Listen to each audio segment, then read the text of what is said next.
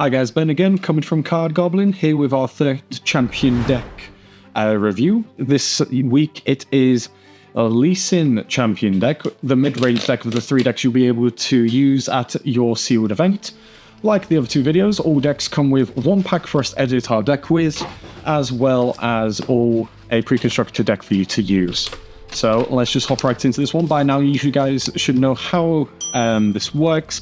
We'll go through the deck and all the abilities of the cards, and then we'll open our pack to see what we can use to edit this deck. There we go. So, in the Lee Sin deck, we have your Legend being the Blind Monk Lee Sin. Pay 1, tap it, buff a friendly unit, giving it basically a +1. So basically all of this is kind of like Protected Castle-esque for Lee Sin. So then you've got one champion unit, Lee Sin. Other buffed friendly units at my battlefield have +2. So basically you can pay your Lee Sin, buff the unit. And if it's other than this Lee Sin, it gets basically +3.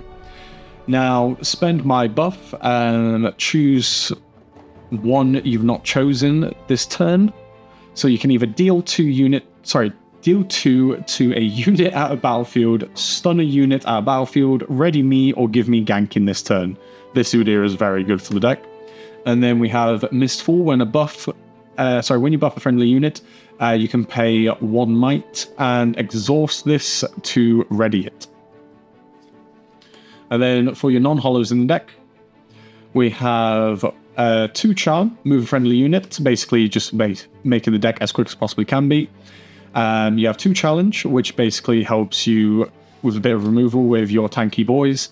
Then you have Stand United, buff a friendly unit. Buffs give an additional +1 on friendly units this turn, so basically it just increases the power of your Lee Sin even more. Then we have some Stalwart Porros. Basically when he's the defender, you have 3 of these. When he's the defender, he gains +1. And then you have 3 Pit Rookies.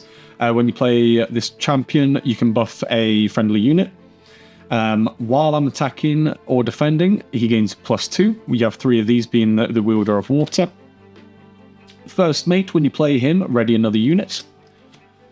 Packer Cub, you have 2 of them hidden, so basically it's just a hidden defender you can have at any given time to help you in showdowns. While I'm buffed, he gains ganking, allowing you to go from battlefield to battlefield without having to go back to your base. Then you've got 2 of the Stormclaw Ursines. He gains tank, so basically he must be assigned damage first. And when you play him, you can channel 1 Rune Exhausted, getting you a bit of mana ramping. Now you have 2 Wild Claw Shaman. When you play me, you can spend a buff to buff me and ready me. You have 3 of them in the deck. Then you've got your 3 battlefields. When you conquer here, you may spend 1 buff and draw 1. When you conquer here, ready 2 runes at the end of this turn. Once again, this was also in the Jinx deck. When you hold here, draw 1 card, helping you cycle out your Protect the Castle strategy. Now, while I'm buffed with the Wizened Elder, while he's buffed, he gains an additional +1, giving him basically +2 on most of your abilities, making him a 4-cost 6 might. And then you have 2 of your 9-cost 10 might Mountain Drakes. There's no abilities on this monster. Probably the first thing you'd look to cut when opening your packs to edit the deck.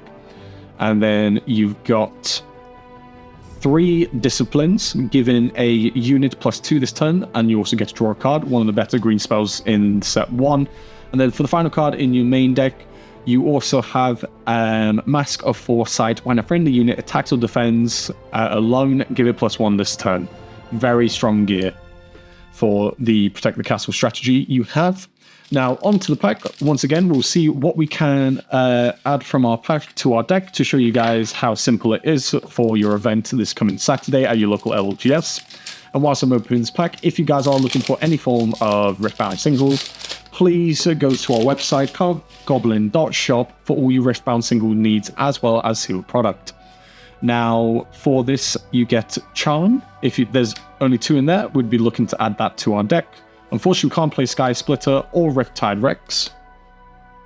Clockwork Keeper, and as you play me, you can pay an additional to draw a card, probably use that to cycle through your deck a bit more.